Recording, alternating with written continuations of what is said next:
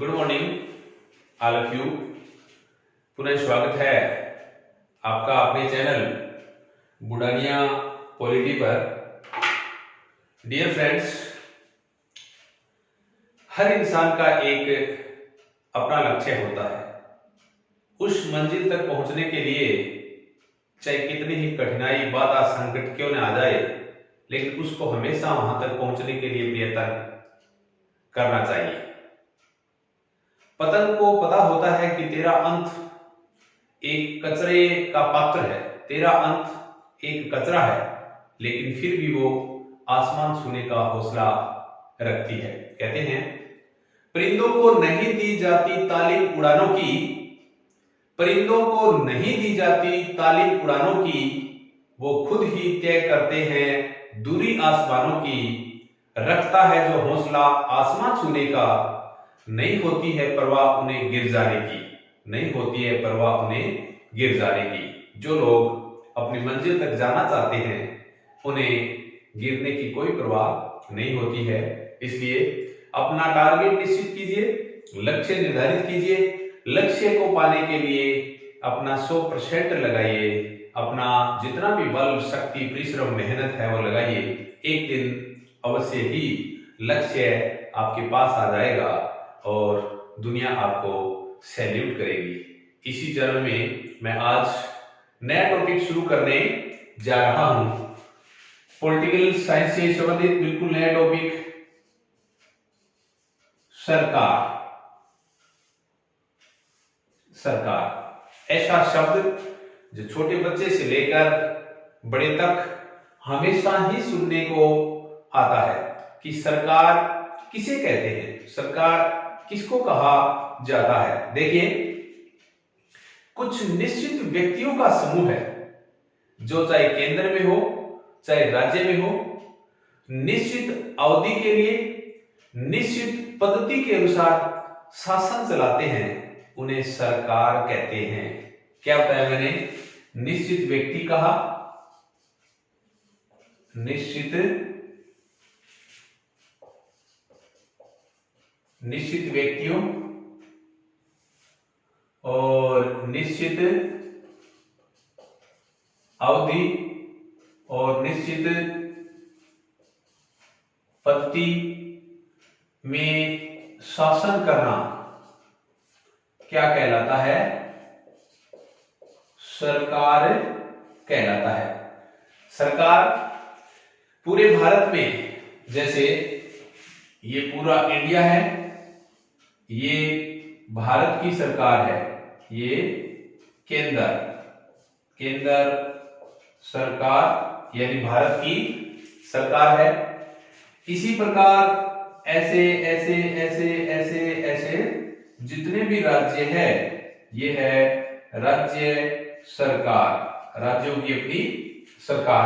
तो सरकार केंद्र और राज्य दोनों की होती है। दोबारा बता देता हूं, गवर्नमेंट किसे कहते हैं? निश्चित व्यक्तियों का समूह है, निश्चित समय यानी निश्चित अवधि के दौरान एक निश्चित पद्धति में केंद्र और राज्य में जो शासन करता है उन्हें सरकार कहते हैं, गवर्नमेंट कहते हैं। जब बात सरकार की आई तो सरकार के 3 अंग होते हैं। सरकार के 3 अंग होते हैं। मैं तीनों अंगों का नाम लिख रहा हूं। ये अंग है सरकार के अंग। पहला है व्यवस्थापिका।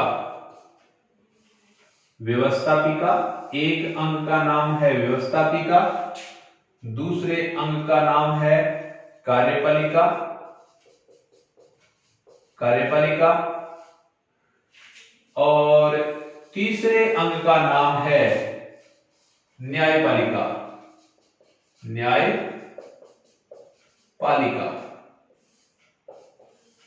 3 अंग हैं सरकार के, व्यवस्थापिका, कार्यपालिका, न्यायपालिका। अगर आपने व्यवस्थापिका नहीं सुना है तो इसको संसद कहते हैं। संसद को व्यवस्थापिका भी कहते हैं और विधायिका भी कहते हैं। विधायिका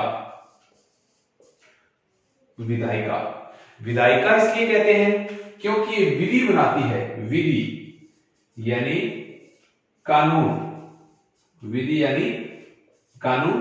व्यवस्थापिका संसद को कहते हैं, इन्हें विधायिका भी कहते हैं। व्यवस्थापिका विधायिका क्यों कहते हैं? विधि बनाना, कानून बनाना इनका काम है। कार्यपालिका किसको कहते हैं? इसमें क्या क्या आ जाएंगे? अच्छा, कार्यपालिका में इसमें राष्ट्रपति भी आएगा कार्यपालिका में, और उपराष्ट्रपति भी आएगा, और सारे मंत्री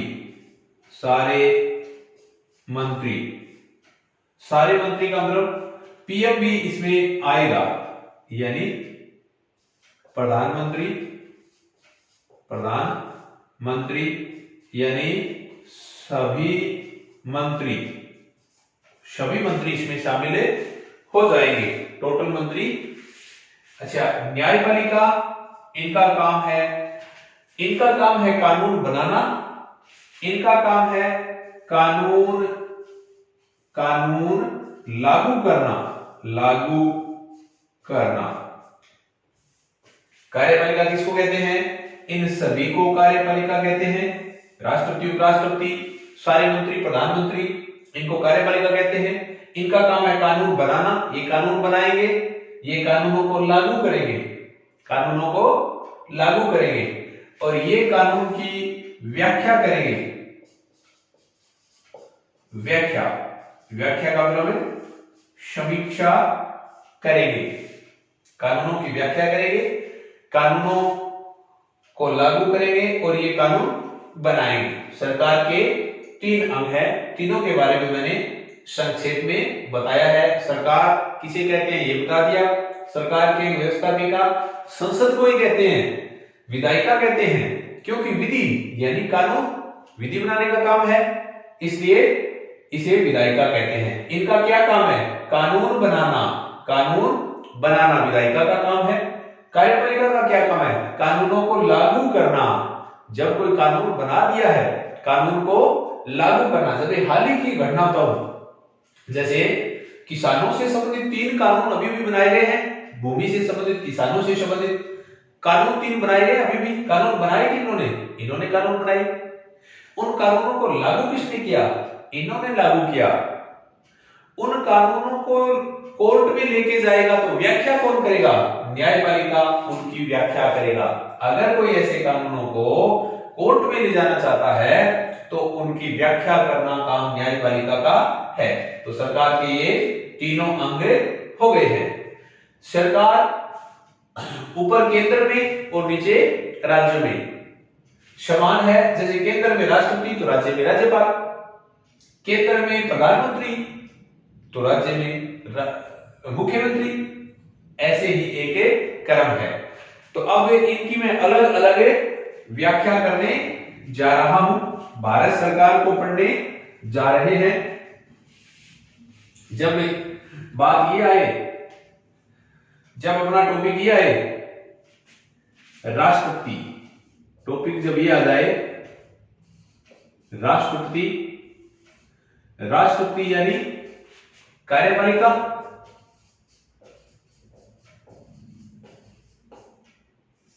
राष्ट्रपति यानी कार्यपालिका। अब देखिए, कार्यपालिका किसे कहते हैं? जो विधायिका के द्वारा बनाए गए कानूनों को लागू करके प्रशासन चलाना, यानी इनका काम क्या है? कानून लागू करना, लागू करके प्रशासन चलाना,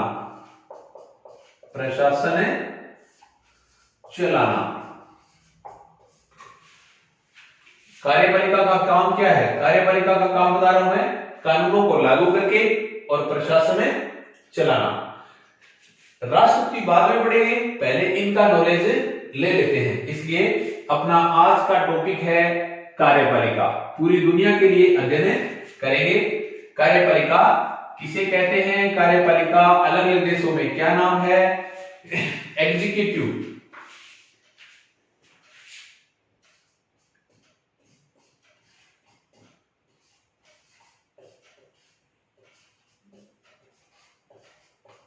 एग्जीक्यूटिव कार्यपालिका। अब कार्यपालिका का काम कानून को लागू करना। कार्यपालिका के बारे में विस्तार से यहां पर बताने जा रहा हूं। अगर पूरी दुनिया को देखा जाए तो पूरी दुनिया में दो प्रकार की यहां कार्यपालिका की मैं चर्चा करने जा रहा हूं। कार्यपालिका को दो भागों में डिवाइडेशन करने जा रहा हूं। नाम मात्र की कार्यपालिका, नाम मात्र की कार्यपालिका। पहला डिवाइडेशन है नाम मात्र की कार्यपालिका और दूसरा है वास्तविक कार्यपालिका। वास्तविक कार्यपालिका, नाम मात्र की कार्यपालिका और दूसरा है वास्तविक कार्यपालिका। अब नाम मात्र की कार्यपालिका कहां कहां मिलती है? भारत, यूके। यूके का मतलब यूनाइटेड किंगडम, मैं ब्रिटेन में इंग्लैंड में कह रहा हूं। Bharat, UK, Japan, Germany, Australia, Canada.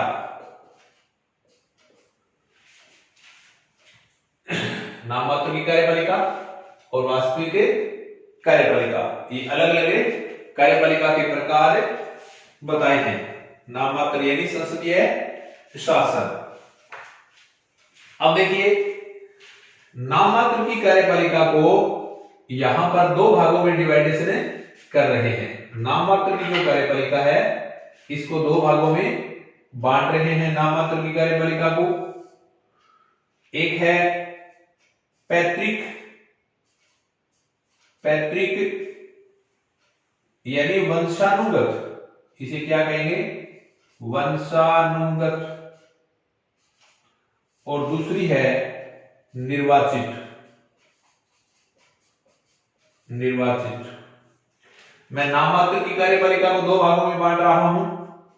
एक है वंशानुगत कार्यपालिका और एक है निर्वाचित कार्यपालिका। वंशानुगत कार्यपालिका कहां कहां है? फिर बता रहा हूं, यूके, जापान, यूके, जापान और स्वीडन, स्वीडन, नीदरलैंड, नॉर्वे आदि देशों में वंशानुगत कार्यपालिका है। निर्वाचित कार्यपालिका Bharat, Canada, Germany, Australia, Chile, Brazil. ये कार्यपालिका दो प्रकार की है, नाम मात्र की और वास्तविक कार्यपालिका। नाम मात्र की कार्यपालिका जैसे भारत में राष्ट्रपति, क्योंकि राष्ट्रपति वो केंद्रीय मंत्रिपरिषद के परामर्श के अनुसार काम करेगा, इसलिए नाम मात्र की कार्यपालिका है। नाम मात्र की कार्यपालिका कहां कहां है? भारत, ब्रिटेन, जापान, ये जापान है, जापान, जर्मनी, ऑस्ट्रेलिया, कनाडा। नाम मात्र की कार्यपालिका को दो भागों में बांटते हैं। नाम मात्र कार्यपालिका एक वंशानुगत यानी वंश परंपरा से चलते आ रहा है। यहां निर्वाचन नहीं होता, पहले उसके पिता प्रमुख थे, फिर उसका बेटा, फिर बेटे का बेटा, बेटे का बेटा, ऐसे वंशानुगत चलता आ रहा है। जैसे ब्रिटिश महारानी, ब्रिटेन में, जापान में, स्वीडन, नॉर्वे आदि देशों में चुनाव नहीं होता, वंश के आधार पर उन्हीं उसी परिवार से बनता है। अब निर्वाचित कार्यपालिका कहां है? जैसे भारत में नाम मात्र तो है राष्ट्रपति, लेकिन राष्ट्रपति का चुनाव होता है। राष्ट्रपति निर्वाचित कार्यपालिका है Bharat, Canada, Germany, Australia, Chile, Brazil, ऐसे। तो ये हो गई निर्वाचित कार्यपालिका। अब दूसरा प्रकार देखिए, वास्तविक कार्यपालिका। दूसरा डिवाइडेशन है वास्तविक कार्यपालिका बांट रहे हैं। वास्तविक कार्यपालिका में एक तो एकल कार्यपालिका आ जाएगी और एक बहुल कार्यपालिका आ जाएगी। एकल कार्यपालिका और एक बहुल कार्यपालिका। वास्तविक को मैं फिर दो भागों में बांट रहा हूं। यहां एकल कार्यपालिका है और यहां है बहुल कार्यपालिका। जब बहुल कार्यपालिका का उदाहरण आए तो आप तुरंत स्विट्जरलैंड बोल देना। स्विट्जरलैंड। बहुल कार्यपालिका कभी भी पॉलिटिकल साइंस में शब्द आए तो स्विट्जरलैंड, क्योंकि स्विट्जरलैंड में जो केंद्र की कार्यपालिका होती है वहां 7 मेंबर होते हैं, 7 सदस्य होते हैं। सातों एक एक वर्ष के लिए काम करते जाते हैं, एक एक साल के लिए काम करते हैं, इसलिए बहुल हो गए।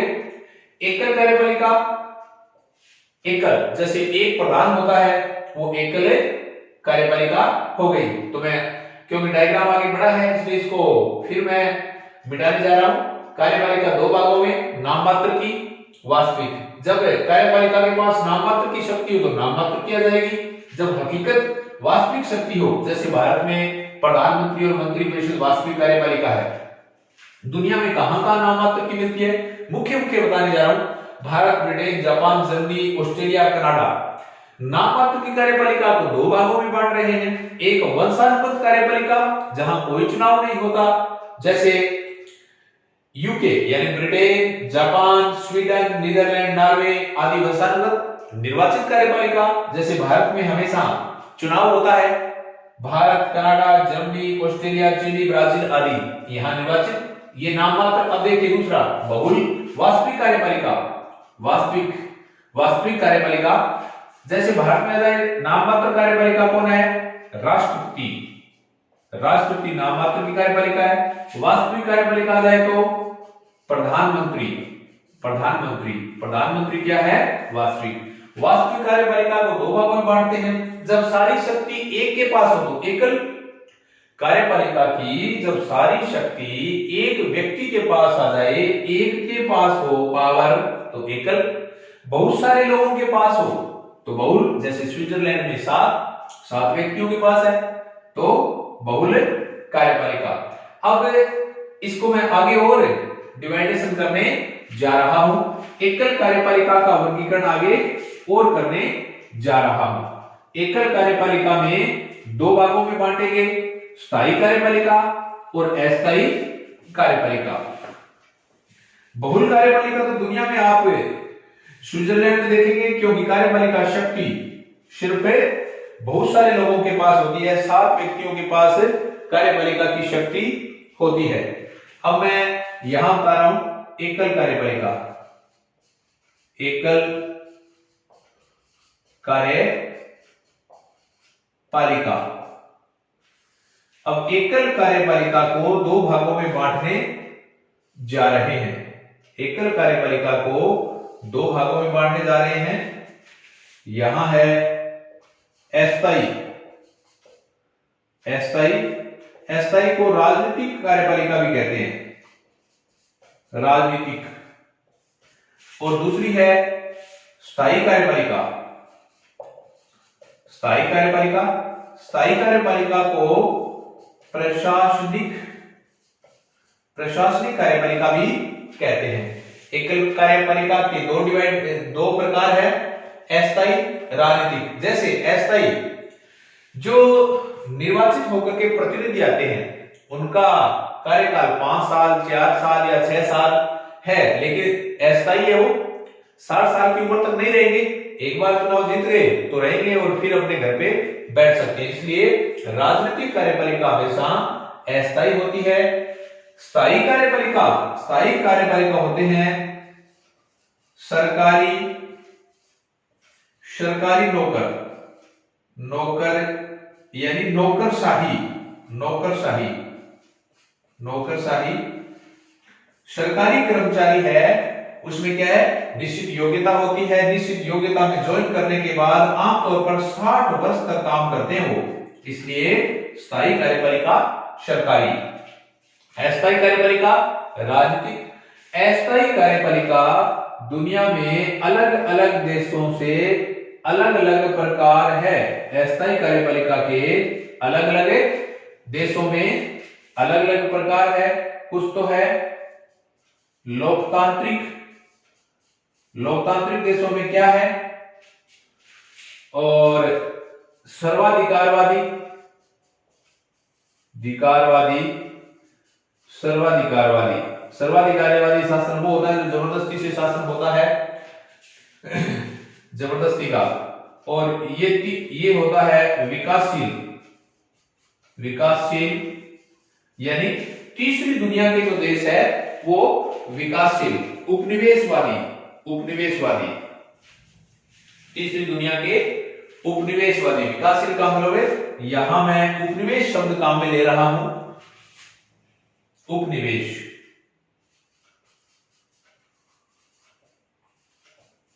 उपनिवेशवादी जो गरीब देश है उनकी मैं चर्चा करने जा रहा हूं। तो एकल कार्यपालिका को दो भागों में बांटा, एक अस्थायी कार्यपालिका, एक स्थायी कार्यपालिका। अस्थायी कार्यपालिका को तीन भागों में बांटते हैं, लोकतांत्रिक कार्यपालिका, सर्वाधिकारवादी जैसे जबरदस्ती, जैसे चीन, चीन है, क्यूबा, चीन, क्यूबा। और ये है तीसरी दुनिया के देश, तीसरी दुनिया। अफ्रीका, एशिया महाद्वीप के जो दुनिया के गुलाम थे, जो ब्रिटेन और यूरोपीय देशों के या अमेरिका, फ्रांस आदि के गुलाम थे, उन्हें तीसरी दुनिया कहते हैं। तो अस्थायी लोकतांत्रिक कार्यपालिका लोकतांत्रिक देशों वाली, सर्वाधिकारवादी, सर्वाधिकारवादी जबरदस्ती का शासन होता है, यहां जैसे साम्यवादी शासन है चीन और क्यूबा में। उपनिवेशवादी यानी तीसरी दुनिया कहते हैं, जैसे फर्स्ट दुनिया यूएसए, सेकंड दुनिया यूएसएसआर यानी ये अमेरिका, ये रूस। थर्ड दुनिया जो उपनिवेशवादी देश है, जो दुनिया के अन्य लोगों देशों के पराधीन थे, उन्हें तीसरी दुनिया कहते हैं। तो ये उपनिवेशवादी। अब ये देखते हैं कि लोकतांत्रिक देशों में कौन कौन सी कार्यपालिका देखने को मिलती है। अब ये डायग्राम में क्योंकि थोड़ा आगे और है तो आगे और बताने जा रहा हूं। लोकतांत्रिक देशों में कौन कौन सी कार्यपालिका देखने को मिलती है। लोकतांत्रिक देशों में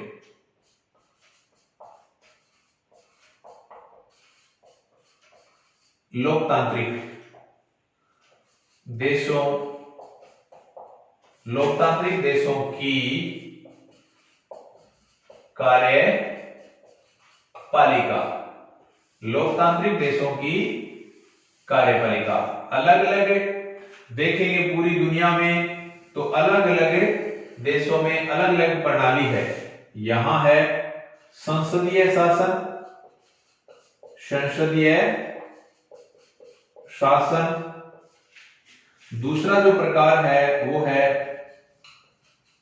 अध्यक्षीय, अध्यक्षीय शासन। और तीसरा है अर्ध अध्यक्षीय।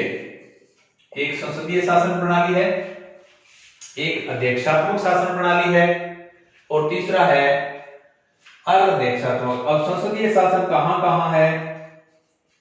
Bharat, Britain, Japan, Germany, Canada, Australia, यहां संसदीय शासन है। अध्यक्षात्मक शासन कहां कहां है? यूएसए और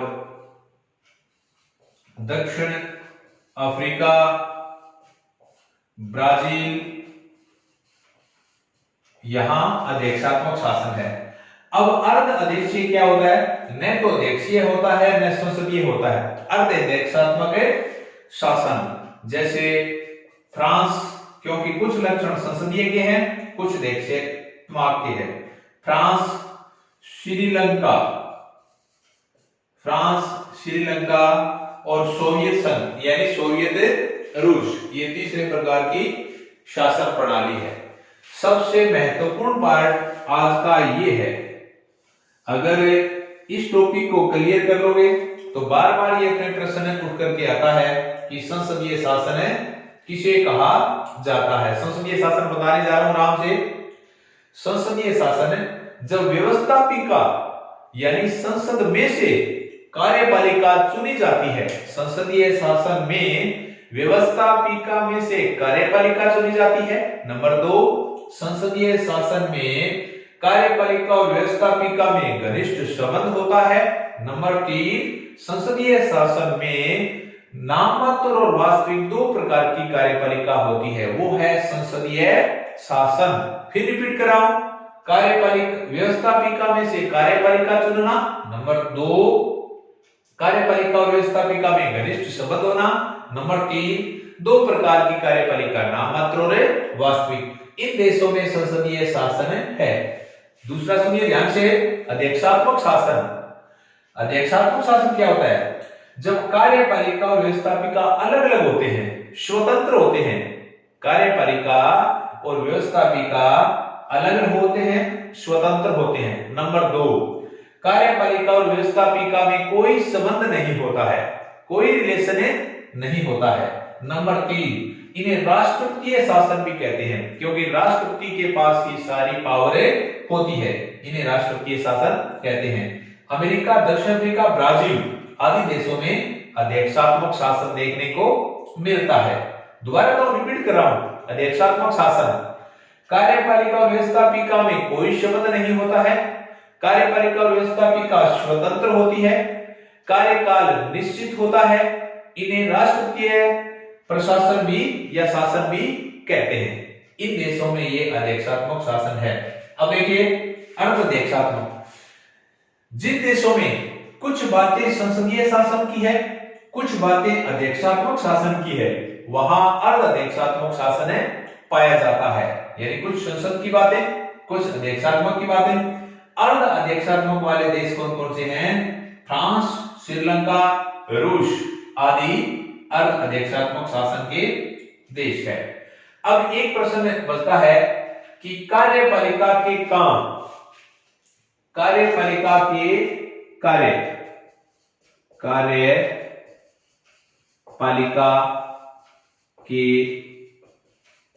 कार्य, मुख्य काम क्या है? कार्यपालिका के क्या काम है?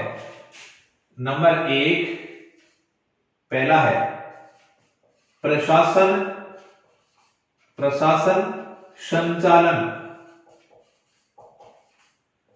प्रशासन का संचालन, पूरे देश का शासन चलाना कार्यपालिका का काम है, मंत्रियों का काम है, प्रधानमंत्री का काम है। नंबर 2, विदेश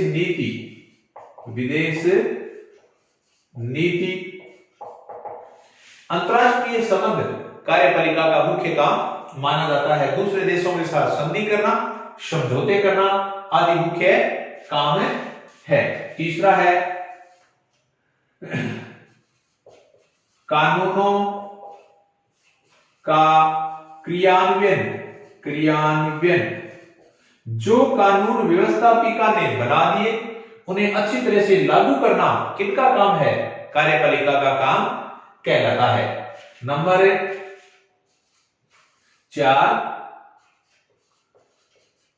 सैनिक कार्य, जैसे भारत में कार्यपालिका का प्रमुख राष्ट्रपति होता है।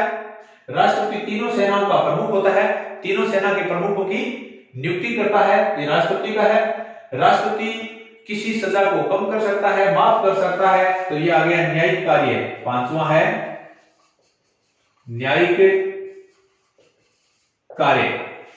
न्यायिक कार्य में न्यायाधीशों की नियुक्ति करना कार्यपालिका का महत्वपूर्ण काम है।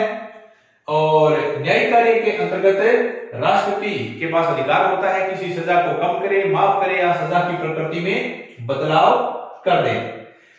तो ये मुख्य मुख्य काम है।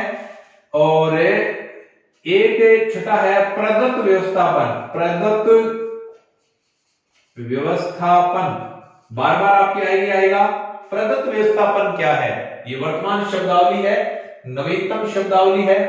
वर्तमान समय में व्यवस्थापिका के पास काम ज्यादा होने के कारण व्यवस्थापिका ने वो कार्य कार्यपालिका को दे दिए हैं, इन्हें प्रदत्त व्यवस्थापन कहा जाता है। यानी व्यवस्थापिका के काम जब कार्यपालिका को दे दिए जाते हैं तो इन्हें प्रदत्त व्यवस्थापन कहा जाता है। एक महत्वपूर्ण काम कार्यपालिका का कि कानून के लिए ढांचा तैयार करना और ढांचा तैयार करके वो सारी नियमावली संसद में रखना, यानी संसद के समक्ष व्यवस्थापिका के समक्ष ले जाना कार्यपालिका का प्रमुख काम होता है। क्योंकि कानून मंत्रियों के द्वारा विधेयक लाए जाते हैं, विधेयक का खाका तैयार करके विधेयक पास संसद में करवाए जाते हैं, संसद यानी व्यवस्थापिका के पास। तो ये सारा का सारा कार्यपालिका का काम। और इसके बाद कल का अपना नेक्स्ट वीडियो का टॉपिक होगा कार्यपालिका यानी राष्ट्रपति। अब आपको कार्यपालिका के बारे में और ज्यादा नहीं पढ़ना है, राष्ट्रपति पढ़ेंगे तो कार्यपालिका का प्रमुख, लेकिन कार्यपालिका की सारी बातें आज के इस वीडियो में आ गई है। तो डियर फ्रेंड्स और प्यारे बच्चों, आपको ये सरकार और सरकार के तीनों और मुख्य तौर पर कार्यपालिका का वीडियो अवश्य ही अच्छा लगा होगा। अगर वीडियो अच्छा लगे तो वीडियो को ज्यादा से ज्यादा शेयर करना, वीडियो को लाइक करना और चैनल को सब्सक्राइब करना ताकि सारे आपके पास वीडियो आए। जय हिंद, धन्यवाद।